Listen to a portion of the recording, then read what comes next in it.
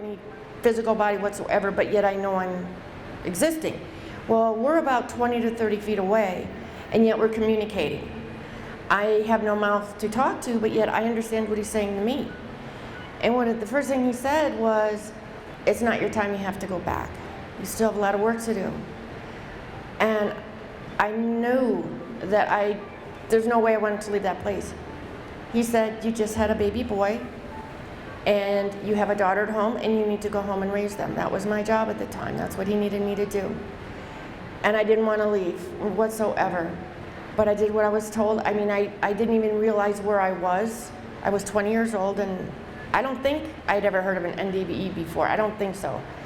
But I had no choice. I had absolutely no choice in his decision of what he was going to do with me.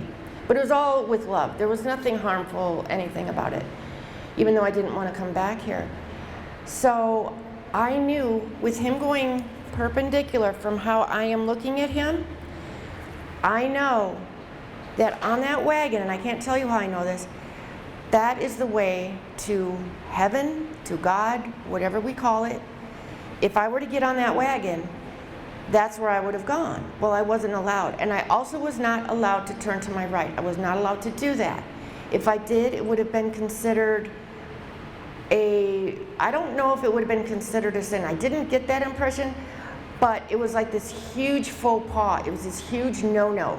Then until God said that I could go there, I couldn't. And to turn there was bad. I just don't know why, but it was. And that was the right hand of God. And I wonder sometimes if that's where that expression comes from. Maybe somebody else knows that right hand of God thing, because that's where he was. He was on my right. I was not allowed to look. I was not allowed to go that way. Nothing. And with me being there in front of Gabe, I can't explain the draw, the power, the love. That love is more powerful than, and I never took drugs, but in high school did marijuana. But there's nothing like it. I mean, it's such a magnet. And with me not wanting to leave, what happened was he made me. I had no choice. All of a sudden, after seeing him on that wagon, which I wanted more than anything in this world, because I knew if I got on that wagon, I would get to go where he's going, which is to God, to heaven.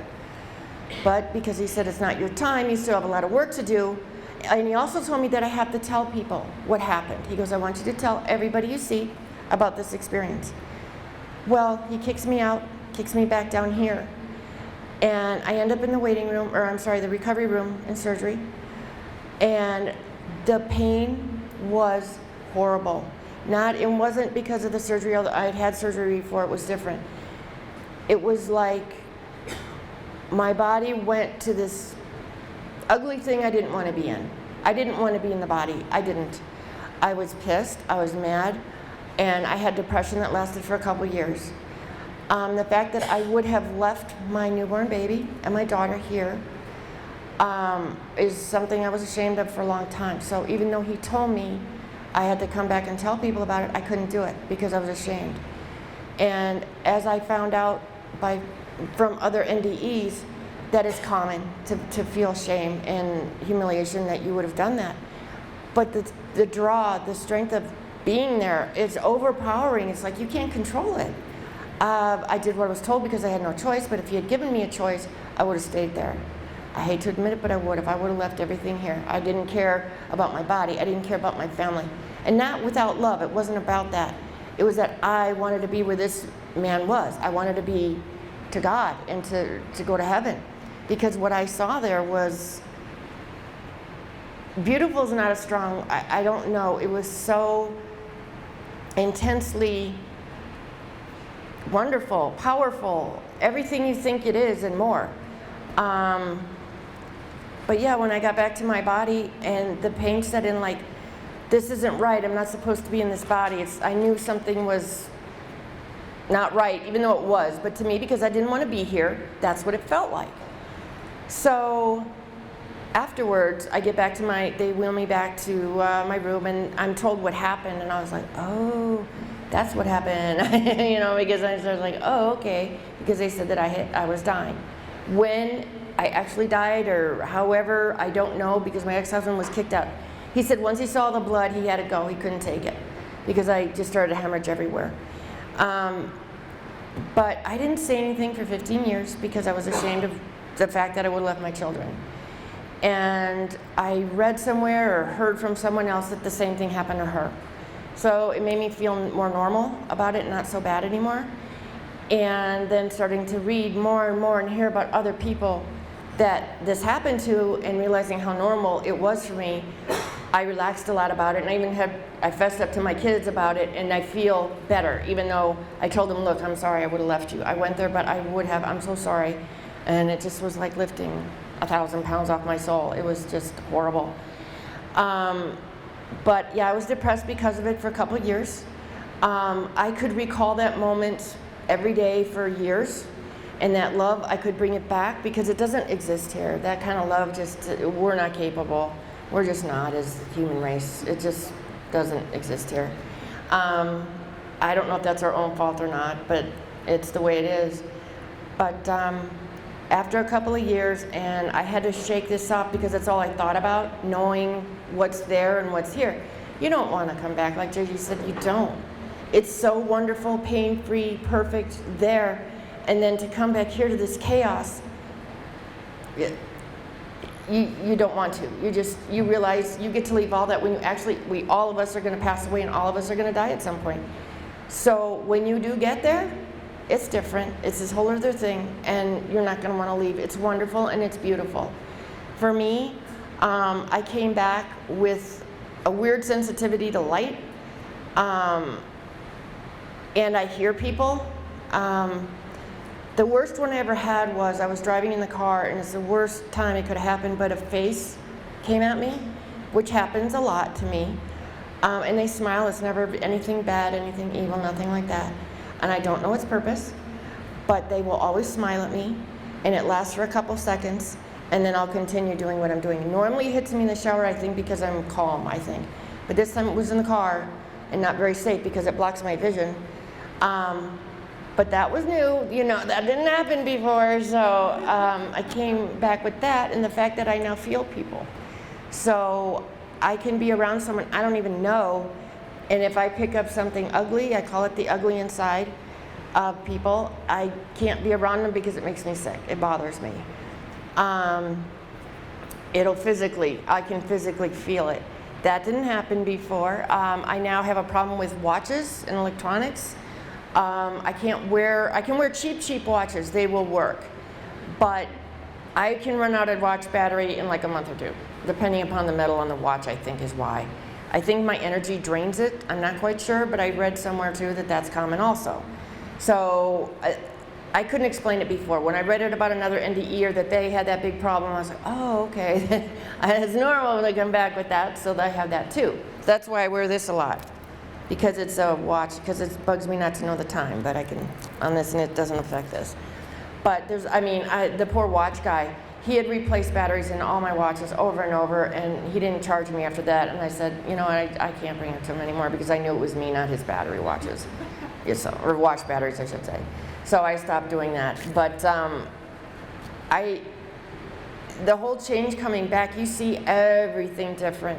You see people different. I am so not scared of so many things out there now. I'm like, you have no idea how much this is just not a big deal. And your perspective is just so different.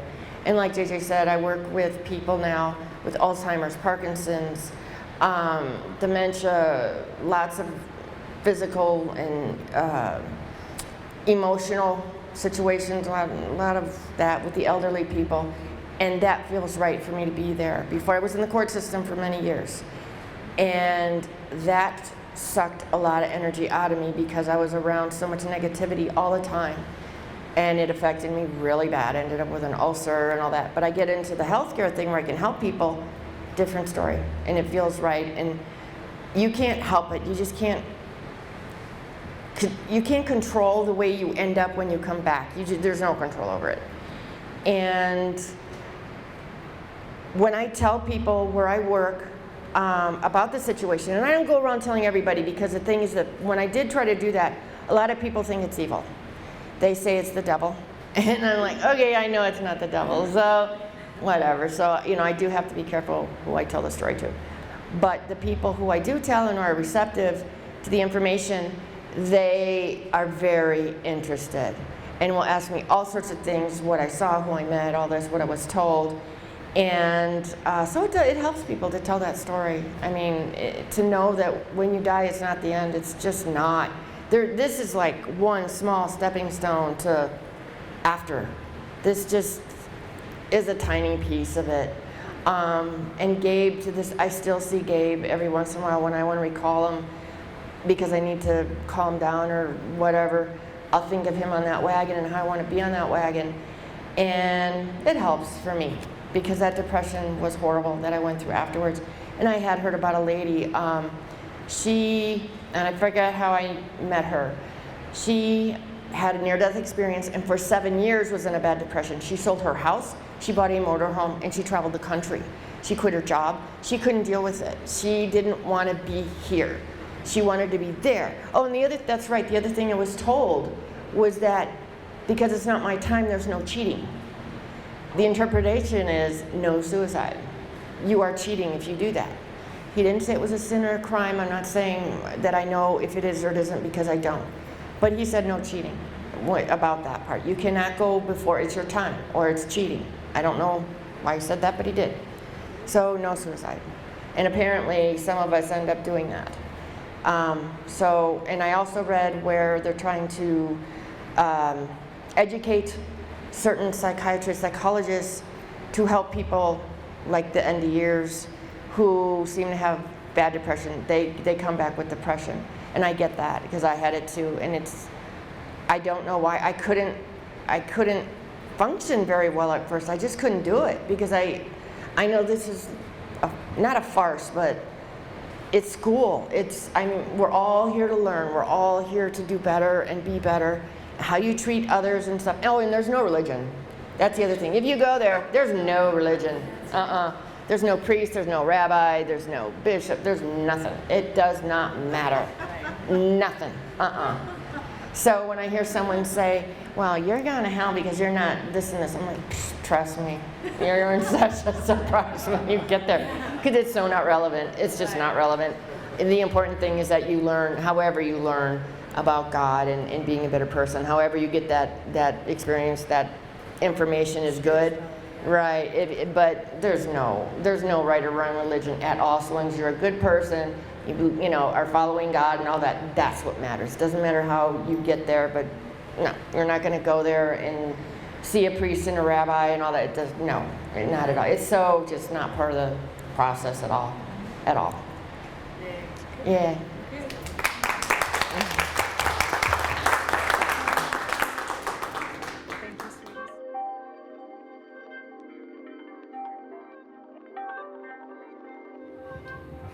Hi, I have a couple of questions for Lori. First of all, you said you were raised Southern Baptist. What do you consider yourselves now? I like to call it universal truth because all the near-death experiencers that was feedback. Okay, there we go.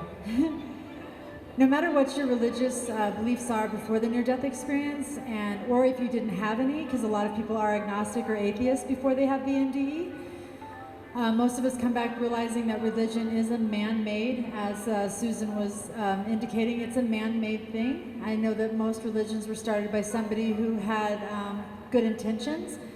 The problem is that usually over time, man would add some things that would manipulate, or woman, maybe. But so I call it universal truth. And so I say that I'm just spiritual and I don't put a label on it anymore.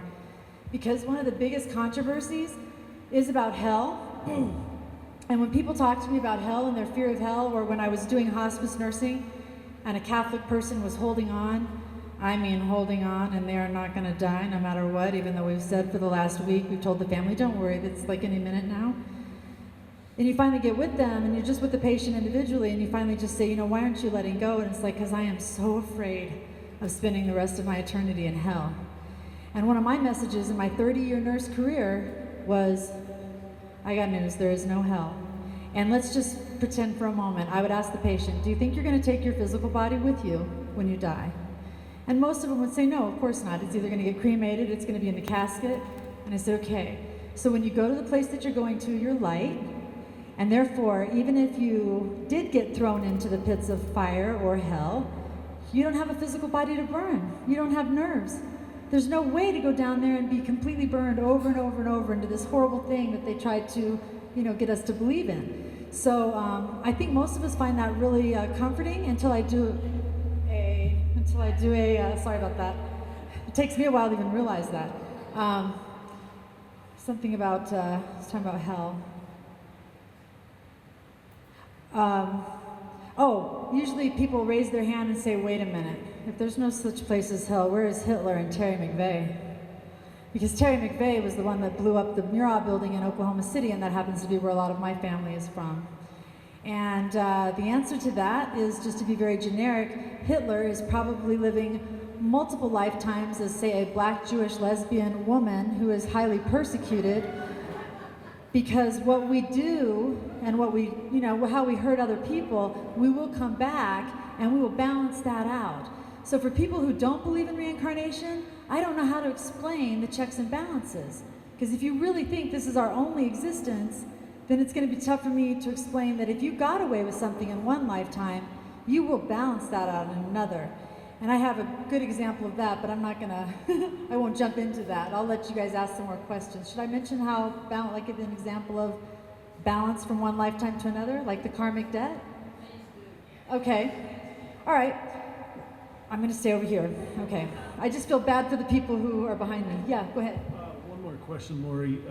How did you explain this experience to your significant other, husband, whatever? Well, the first two were in childhood. I was 5 and 7, so in that case, I just had my family to explain it to, and they said that I was on morphine to keep comfortable, and that it must have been the morphine that did that. And then as a nurse, I had a lot of physicians say that as well. When you get out of body, you are no longer under the effects of morphine or whatever it is that you've left behind in that body. And there is no doubt in a near-death experiencer's mind that what we go through is real. But if some people need to believe it was a morphine dream, I finally let that go. But so that was okay. But then in my third near-death experience, I was married.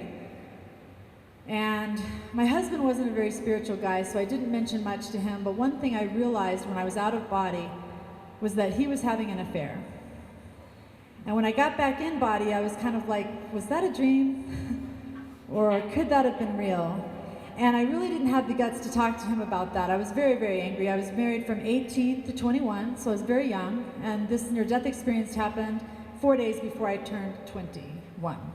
So obviously, yeah, so I got divorced the year I was 21. At one point, my ex-husband said that in the middle of the night, I woke him up and I said, I know what you're doing. And he was like, I don't know what you're talking about. And I said, I know about her and I know what you're doing. And I said, it's wrong. But then he started to realize that I was speaking about me in third person. It was actually the soul that was once his father who had crossed over the year before. And he was trying to tell his son through me, stop cheating on your wife. So the interesting thing is when we woke up the next morning, he was kind of like guarded and like watching me for like, when is she gonna start throwing the, the spice jars or something? And I didn't remember it. He didn't tell me that story until well after we got divorced. He said, I never understood why you confronted me once in the middle of the night, and then you just sort of dropped it. But then eventually his girlfriend said, if you don't tell her about me, I will. And so that's when he left. But we do have a hard time having relationships because when you are an intuitive, there are no secrets. So unless you find a very stellar guy with a lot of integrity, it's hard to make those relationships work. Most of my relationships lasted 1 to 3 years until he came along and we just celebrated our 7th. So I'm very thankful for John. It's not easy to have somebody on the phone thinking she's saving the world.